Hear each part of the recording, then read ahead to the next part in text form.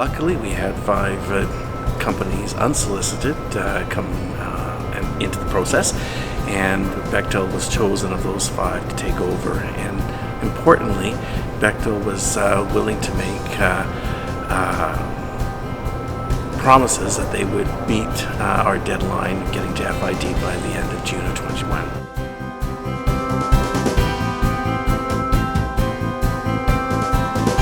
And the fact that we decided to go forward with that was really as a part of trying to take our benefits agreement and turn it into a live document, a living document, such that we continue to move forward with our First Nations reconciliation and our First Nations opportunities to give them an opportunity to participate in the project. So I think between the 2 events, although they were not very related, the timing of them was very good, and it was really done as a way of showing the marketplace that the project was back on schedule.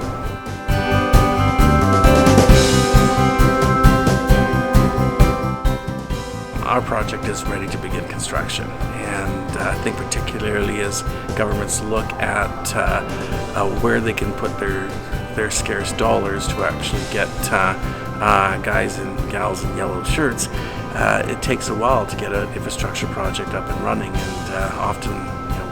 when this has happened in the past, by the time the infrastructure project is ready, the crisis has passed. In our scenario, we're ready to go, and that is really the big difference between our infrastructure project and others, is we actually truly are shovel ready, and we have the ability to begin operating and constructing on the site as soon as we have funding available.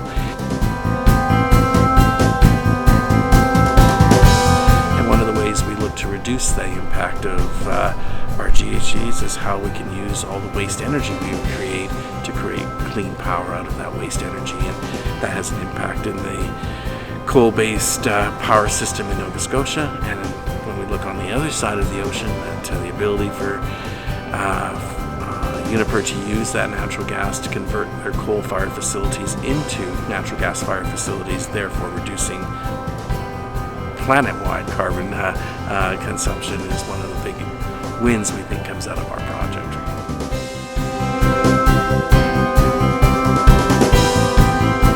Well, I think we are quite confident because the risks have been basically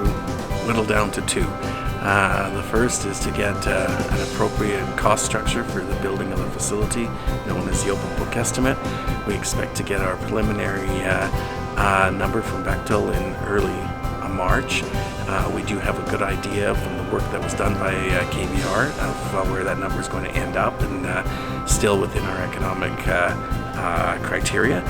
And then secondly is funding. We have an enormous demand on capital. We need to raise roughly about $10 billion to fund everything that was required to be done from the field to the flange, and that process is well on its way, and hopefully by the end of the first quarter we will have the majority of the pathway to funding in place, such that we will be able to declare FID by the end